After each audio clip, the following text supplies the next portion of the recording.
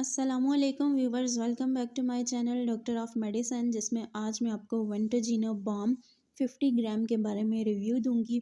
یہ بام کس مقصد کے لیے یوز کی جاتی ہے، کون سی کنڈیشنز میں بیسٹ ہوتی ہے اور کیا اس کے سائیڈ ایفیکٹس ہوتے ہیں، یہ سب جانتے ہیں اس ویڈیو میں۔ اس ویڈیو کو اینڈ تک واچ کریں اور جو نیو ہیں ہمارے چینل پہ، چینل کو سبسکرائب کریں، ویڈیو کو لائک اور شیئر کریں۔ تھینک یو سو مچ۔ بات کرتے ہیں وینٹوجینو بام کے بارے میں۔ 50 گرام میں اویلیبل ہوتی ہے اور یہ مارٹن جو کی پروڈکشن ہوتی ہے۔ اس کی پرائس 200 کے آس پاس ہوتی ہے اور یہ ڈیزائن کی گئی ہے ڈفرینٹ قسم کے جو باڈی کے اندر پین ہو رہے ہوتے ہیں اس کے لیے یہ بہت حد تک جو ہے وہ یوز میں لائی جاتی ہے۔ انالجیزک ہے یہ اور اینٹی انفلامیٹری پراپرٹیز ہوتی ہیں، اس کی باڈی وارمنگ پراپرٹیز ہوتی ہیں، بہت بیسٹ اس کے ریزلٹس ہوتے ہیں۔ اور انگریڈینٹس کی بات کریں تو اس کے اندر میتھائل سیلیسیٹ پایا جاتا ہے جو کہ اس کا ایکٹیو انگریڈینٹ ہے۔ اب ہم بات کرتے ہیں اس کی ورکنگ کے بارے میں اور یوزز کے بارے میں کہ کون سی کنڈیشنز میں آپ اس کو کہاں اپلائی کر سکتے ہیں۔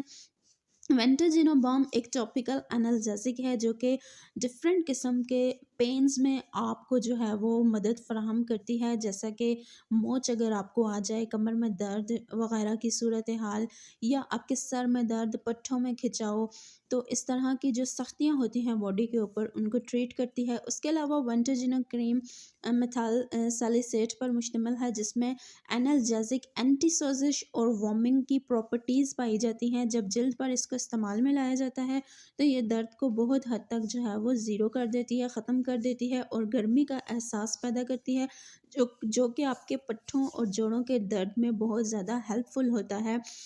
تو یہ تھی اس کی ورکنگ کہ یہ کس طرح سے آپ کی باڈی کو وارم کر کے آپ کے جو پینز ہیں ان کو ٹریٹ کرتی ہے۔ اب ہم بات کرتے ہیں ان اسپیشل جو ہے وہ یوزز کے بارے میں جن میں آپ اس کو استعمال کر سکتے ہیں۔ ان کنڈیشنز میں ایچز میں آپ اس کو استعمال کر سکتے ہیں، یعنی جسم کے کسی بھی حصے میں اگر آپ کو پین ہے، آپ کی ہڈیوں میں پین ہے، آپ کے مسلز میں پین ہے، بازوؤں میں، ٹانگوں میں، کندھوں میں، گردن میں، اگر آپ کے پٹھوں میں کھچاؤ ہے تو ہر جگہ پہ آپ اس کو استعمال کر سکتے ہیں۔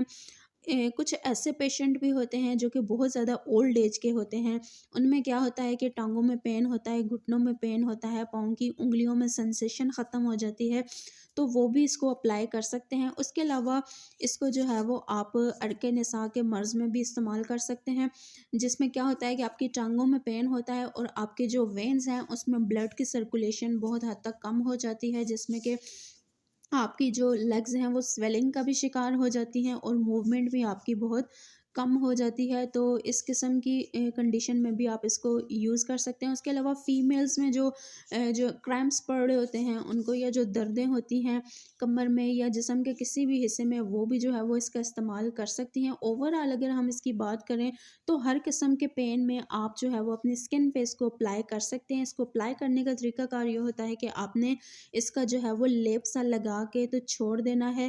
اس کے اندر جو ہے وہ ایسی پراپرٹیز ہوتی ہیں جو کہ آپ کی باڈی کو وارم کرتی ہیں اور آپ کے جو درد کی شدت ہوتی ہے وہ بہت حد تک کم ہو جاتی ہے، یا یہ سمجھ لیں کہ ختم ہو جاتی ہے۔